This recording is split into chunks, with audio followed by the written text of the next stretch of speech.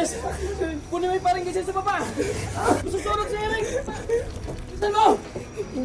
Sige na, buksan mo na yung pinto. Baka masunog ka dyan. Oo baka masaktan ka. Ay, teacher na masaktan ka, Eric.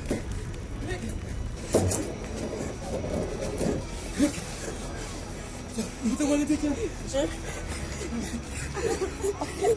Okay ka lang ba?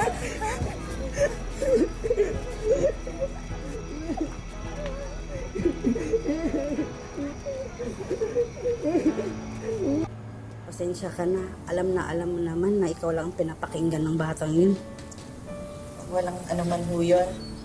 Siya nga pala, Nay, ngayon pa lang ho, sasabihan ko na kayo magpapaalam na po ako. Ha? Bakit? Sa susunod ho na linggo, iba na ho magtuturo kay Eric. Lilipat na ho kasi ako sa correctional eh.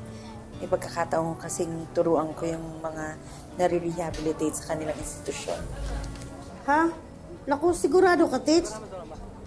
Halang ang mga bituka ng mga yun. Matututo pa ba ang mga yun? Kung ma-rape ka doon, manakawan, ma-hostage, dito ka na lang. Mas kailangan ka namin dito. Tsaka, kakayanin mo ba yun?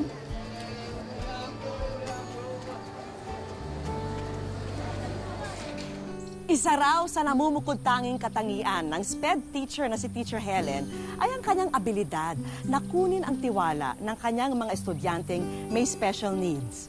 Ngunit ang mundong ito na kanyang nakasanayan na magbabago nang tanggapin niya ang hamon na magturo sa bilangguan.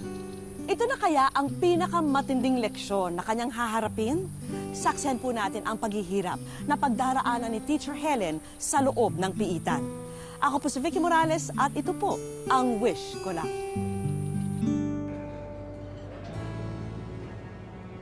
Oh, sino sa inyo ang gustong mag-aral muli? 5 taon na ang napatay ko. Gusto mo isama pa kita? Nandito si Teacher Helen. 3 na ang nag-aasa ako. Pwede ka pang pang-apat. Ma'am, huwag po kayong mag-alala. Kasama niyo po ako.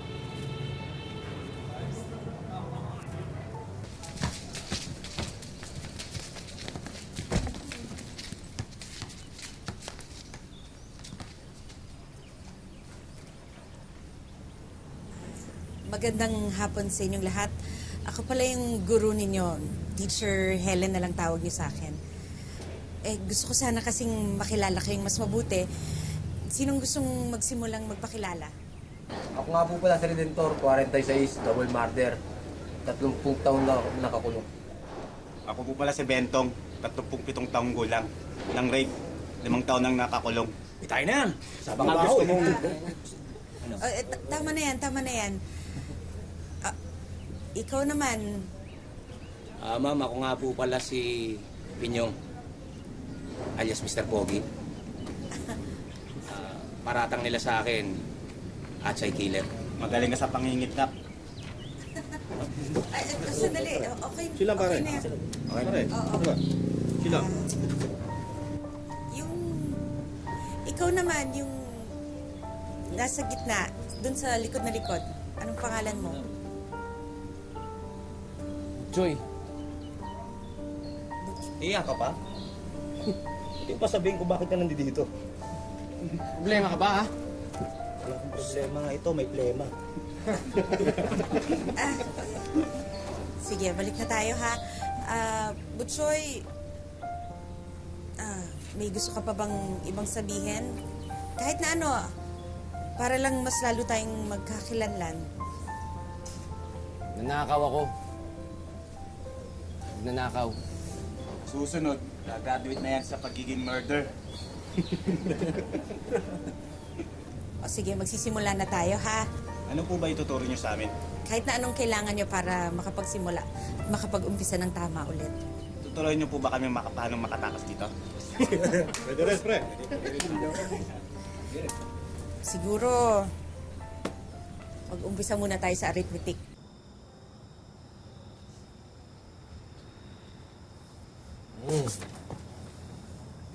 Ikaw naman kasi, kinuha-kuha mo pa yung assignment na yan. Yan, tuloy. Hanggang dito sa bahay, dinadala mo yung mga problema sa trabaho. Pag-aawayan pa natin to. Diba? Tapos na yun. Sinabi ko na naman sa iyo yung mga issue ko, kaya ako tinanggap tong assignment na to eh. Naniniwala kasi ako na sila rin may karapatan silang matuto. Makapagtapos. Teka lang. Saan nga ba tayo nagkakilala ulit? Yun na nga, hindi ba ikaw, isa ka rin doon sa makukulit na estudyanteng tinuturuan ko noon? Diba? Eh, katulad nila, karapatan din nila yung maabot yung naabot mo. Diba? Sino sa inyo dito ang magaling sa arithmetic? Taas nga kamay. O sige, ganito na lang. Meron kayong 15 pesos. Dadagdagan ko yun ng 20. Magkano na pera nyo? Dito, 15 plus 20 is? 30, ma'am. Naku, Betong, kulang yung pera mo eh. 15 plus 20 is? Eh kasi po, kinupit ni Butchoy yung 5 piso. Hoy, Butchoy! Labas mo na! 5 piso na lang, kinupit mo pa. Problema ka ba, ha? Ako kung binubuisit, ha? Kumalaban ka na? Ano, tara! Kabago-bago mo lang dito. Ano? Sandali. Tama na yan. Sige, ano? O yan, sandali lang. Tama na yan. Tama na yan. Sige na, magsiupo na kayo. Sige, kung hindi muna tayo mag-arithmetic, iba na lang ang pag-aralan natin. Ha? Salamat. Yes, ulitin ha. Ang tulong ko lang kayo. Ay, hindi na, Mr. Miss Pogi, ma'am. Mr. Pogi, salamat. Kaya ko na to. Ang dami yung dinadala, oh. Hindi, okay lang. Sige, salamat ha. Sandali lang, ma'am, parang may naiwan kayo.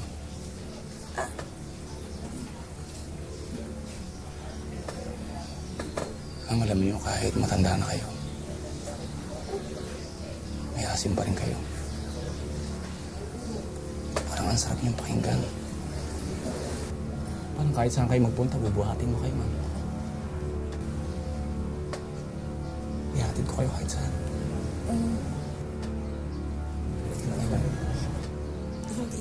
Hoy! Ano ginagawa mo? Ha? Ano ginagawa mo? Gusto kong susildo mo! Basta doon! Okay lang, ma'am. Pasensya na po. Ako na pong bahala doon.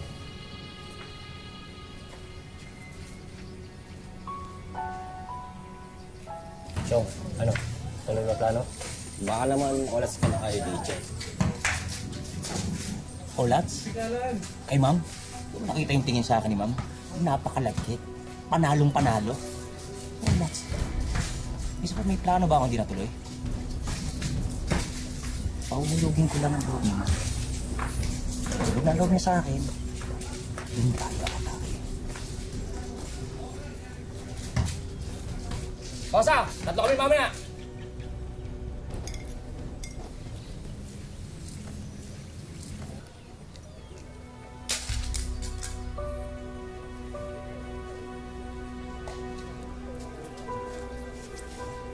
Problema ka ba? Ikaw, ano problema mo? Hindi nang babastos ka eh. No, Ano nangyari, ha?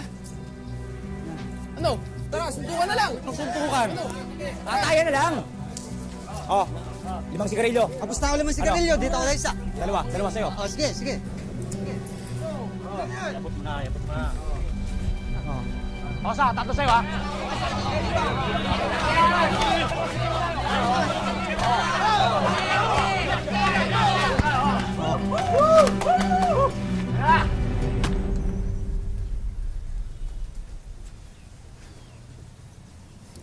Ayan, pwede na tayo magsimula. Binasa niyo ba yung binigay ko sa inyo kahapon? Hindi po namin nabasa, ma'am. Busy po kami. Sige, iba na lang pag-usapan natin. Parang kulang kayo ng isa. Asan si Butchoy? Pinarasahan po. Pinarusahan? Bakit? Ayusin mo yan, ha? Gusto ko nakikita ko ang pagmumukha ko sa mga talis na yan, ha? Ayusin mo, ha? Masyado kang maangas, eh. Butchoy?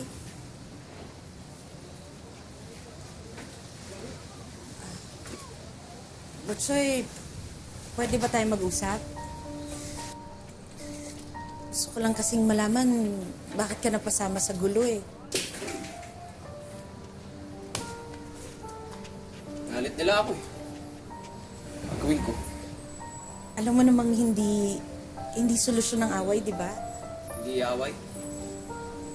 Gusto mong gawin ko. Kaya ako, napatay nila ako. Alilain ako. Hindi mangyari yun. Kakamatayan muna kami dito. Alam mo, kung ganyan yung pag-iisip mo, mas lalo ka magtatagal dito. Baka kasi hindi mo napapansin. Alam mo, nakikita kong may pag-asa ka naman eh. Pag-asa. Buksan mo yung mata mo eh. Tumingin ka sa paligid mo. Mga tao dito, halangang bituka. Iniisip mo lang yan kasi yan yung nakikita mo. Yan din yung sinasabi nila sa'yo. Pero kapag binuksan mo yung puso mo, magiging malaya ka. Madaling... Hindi. Turingin ka pa namang teacher, pero puro kasinungalingan pinagsasabi mo. Ha? Baka gusto mo. Ikaw na unahin ko.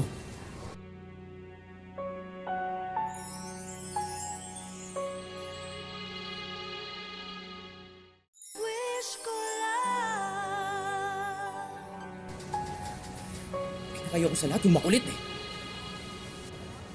Butchoy, hindi lahat nadadaan sa dahas. Dito, lahat nagtatapos sa dahas. Ha? Butchoy, akin na yan. Huwag mong hayaang galit ang magpairal sa'yo. Hindi galit. Ha? Ano ba kung ano nangyari sa akin?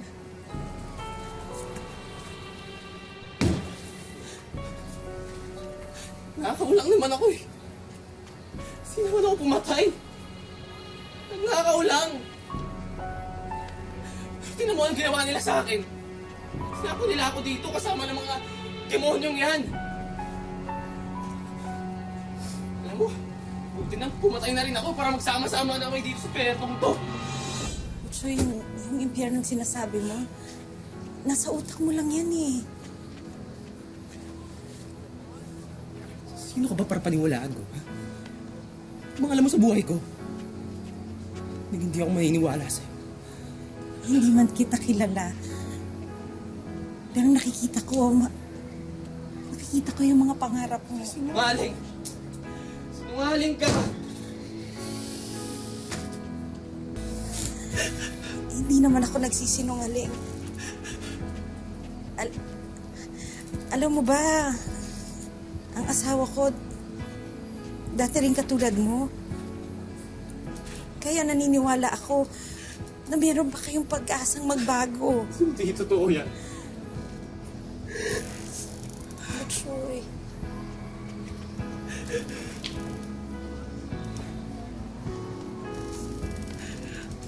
Ayoko nang maniwala sa inyong lahat. Alam nyo, iisa lang naman tingin nyo sa akin eh. Walang kwentang tao. Walang pangarap. Walang gagawing mabuti. Tama na, pagod na ako. Hindi naman totoo yun eh. Ikaw ba yun? Yun ba tingin mo sa sarili mo? Walang kwentang tao? Di ko alam.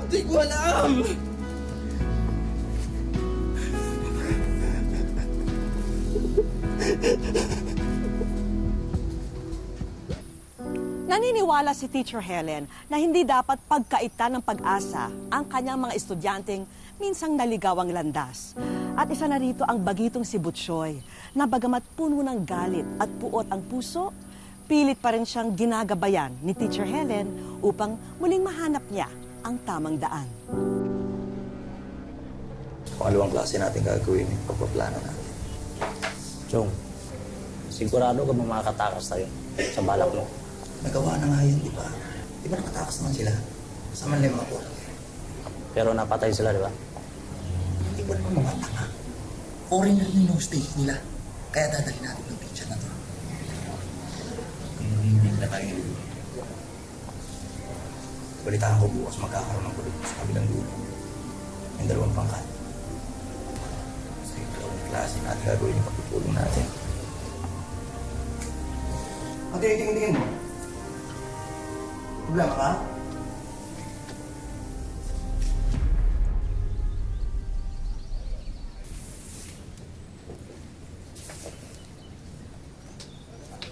O, ayan na yung mga tanong ninyo. Pakisagutan na lang, ha?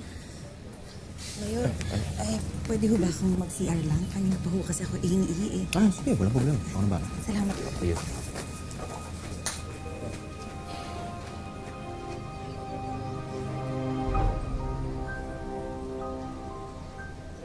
Mayor! Oh, Naiiyak kung pwede bang may... ano problema mo? Ha? Kita mo may ginagawa kayo, pwede bang mamaya na yan? Ingin ako, anong gusto niyo dito ako umihi? Sige, subukan mo. Mayor, Sige, bilisan mo! Bilisan mo!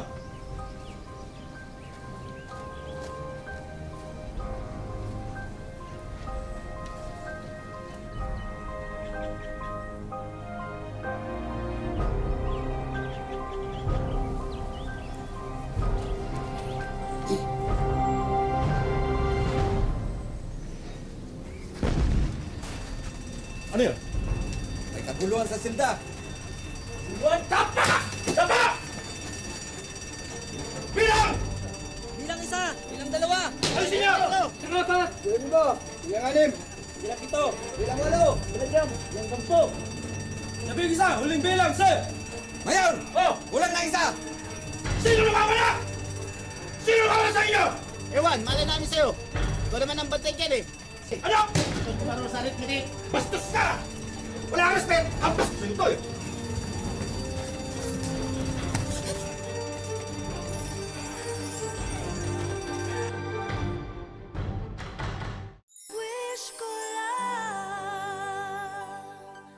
Nakuha man ni Teacher Helen ang tiwala ni Butchoy. Ang iba pang presyo kaya ay makuha rin niya ang loob. Lingid sa kanyang kaalaman, ang isa sa kanila'y matagal na siyang minamanmanan at balak siyang gamitin upang makatakas sa loob ng piitan. Kung sabihin mo, Bakit? Ba't sandali, saan mo ako dadalhin? Akala ko ba? gusto mo ka maingat. Ano ba pala plano namin? Bigay mo sa akin si ma'am. Ako nang bahala para makatakas na tayo. Sige na, akin na. Hindi, kung tatakas ka, makas ka mag-isa, huwag mo dadamay si ma'am. Hindi mo rin, no? Eh, hindi ka pa nga tuloy. Pabalik-balik na ako rito. Kaya bigay mo sa akin si ma'am. Akin na! Kuha mo. Matapang ka rin, no? Kumisanti ka rin pala. Alam mo, Butchoy, parang ako rin ikaw. Kaya lang, mas ginamit ko isip ko. Mas naging wais ako. Pulupuin ka lang ng mga yan. Ano sa tingin mo, aalagaan ka nila? Kailangan lang nila ng pera. Kaya nandito yung mga yan para kumita lang sila ng pera. Ano pa kailan nila sa atin? Sa mga katulad natin. Ha? Na wala nang silbi sa mundo. Pag-isipan mo. Akin na! Akin na, bigyan mo sa akin!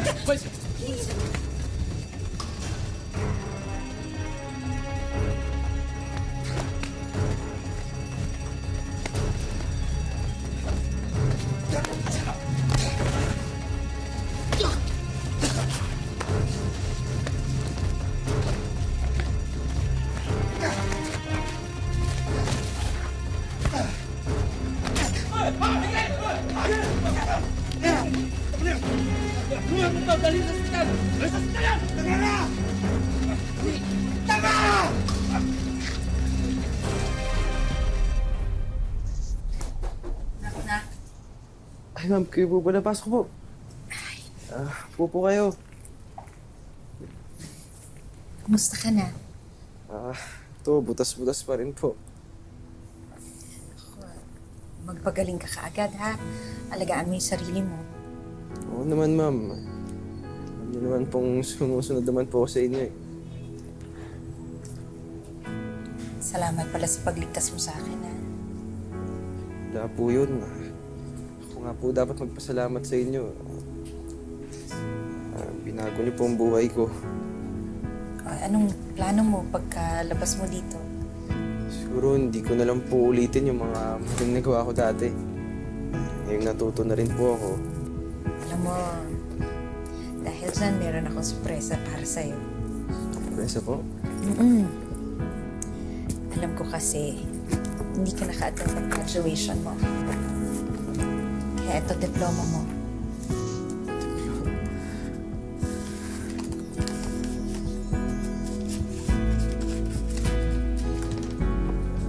Maraming salamat po.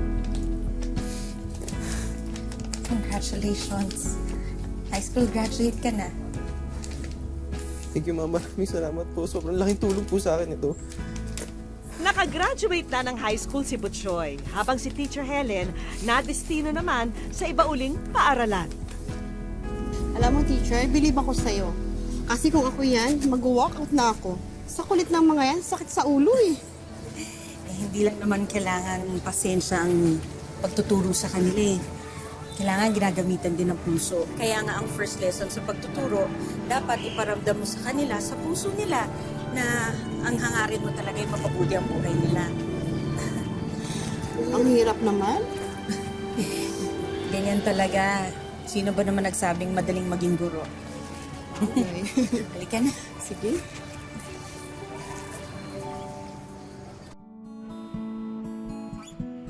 Mula nang matapos ang programang edukasyon para sa mga preso noong 2012, nanatili rito sa Cotabato City si Teacher Helen.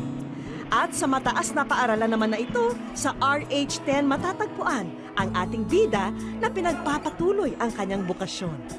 Graduate si Carl Chris at saka si Hannah sa grade 12. Bago pa man maging guro sa piitan, dati ng teacher ng Special Education o SPED si Teacher Helen. So ang ginawa ko, hinanap ko yung Center for the Handicapped because we have only one center in the entire Region 12. So ang ginawa ko, naging itinerant teacher ako doon sa kanila. So itong mga bata na iba, maliliit pa yan sila. Because it's the only center, doon sila naka-learn ng sign language. Higit pa raw sa pakiramdam ng pagiging guro ang nakukuha ni Teacher Helen tuwing natututo sa kanya ang mga batang may special needs o mga estudyanteng may mga disability at autism. Iba na yung feeling. Yung para bang sobrang saya. No project at all, no. So I will help Boy. No project. Ano sa'yo, electronics, no? Malapit sa puso ni Teacher Helen ang kapakanan ng mga special children dahil maging siya ay isang ina sa isang anak na may mild autism, si Hannah. Si Hannah ay 31 taong gulang ngayon at nag-aaral ng drafting sa grade 12. Accept mo lang na yan na talaga siya. Kung ano man ang purpose ni God, bakit ganyan siya. Dahil ako alam ko na, so yung proper intervention na lang ang binigay sa kanya. Higit sa 3 dekada na sa propesyon niya, si Teacher Helen. Iba't ibang parangal na rin ang kanyang naani sa kanyang karera. Ang isang quality talaga ng teacher kasi pagturo, kailangan may puso eh.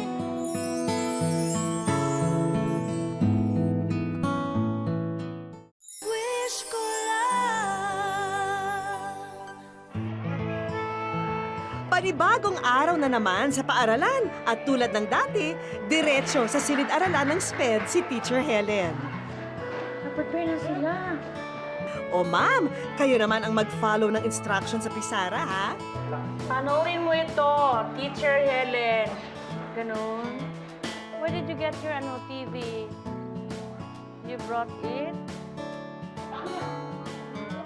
Ito ang unang pagkakataon na mapapanood ng butihing guro ang ilang eksena ng pagsasadula ng kanyang buhay. Dahil siya ay nasa Wish Ko Lang. Hi Helen! Welcome to Wish Ko Lang. Hanga kami sa iyong dedikasyon bilang guro sa ating mga kababayan dyan sa Cotabato. At bilang pasasalamat sa iyong pagbahagi ng inspirasyon at pag-asa, hatid namin ngayon ang ilang mga regalo na sana makatulong pa sa iyong bokasyon. Una na yan, itong bagong TV na magagamit mo para sa iyong pagtuturo ng mga estudyante mo sa special education. Ha? May iba pang mga sorpresa ang naghihintay sa iyo sa araw na ito. Maraming salamat ha, Teacher Helen. Sobra kayo! Ano ba yan? Wish ko lang pala yan! Oh my God! Actually, sabi ko, how can I reach that wish ko lang? Mula pa noon, hindi ko in-expect na ganitong gift ni God sa akin ngayon. In my how many years of teaching the special children, gift of God. Wish ko lang. Thank you very much.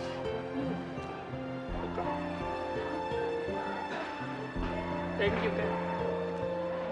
Maging ang ilan sa mga estudyante ni Ma'am naantig sa sorpresa sa araw na to. Very good gift daw ito.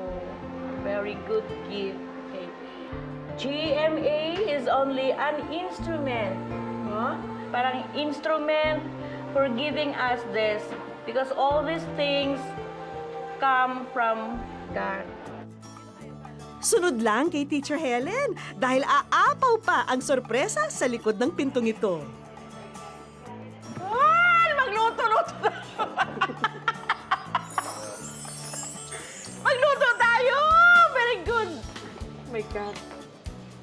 Dahil ready na ang school supplies para sa mga mag-aaral ng SPED. Lahat ng ito ay para po sa inyo. At para kay Teacher Helen naman, ang mga bagong gamit pangluto na isa raw sa mga hobby niya. Wow, may electric fan. Very timely. Very hot outside. Wala kaming electric fan. Kaya outside very hot. Diba, no? Very good.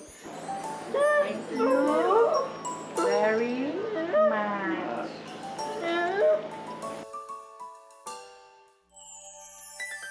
Madalas nakukulong ang ating isipan sa samot-saring karimlan sa tuwing tayo'y naiipit sa matitinding pagsubok. Pero pinatunayan ni Teacher Helen na ang kaalaman at karunungan ay maaring maging susi para maging malaya at maging daan sa pagbabago. Hanggang sa susunod na Sabado mga kapuso, ako po si Vicky Morales at ito po ang Wish Ko Lang.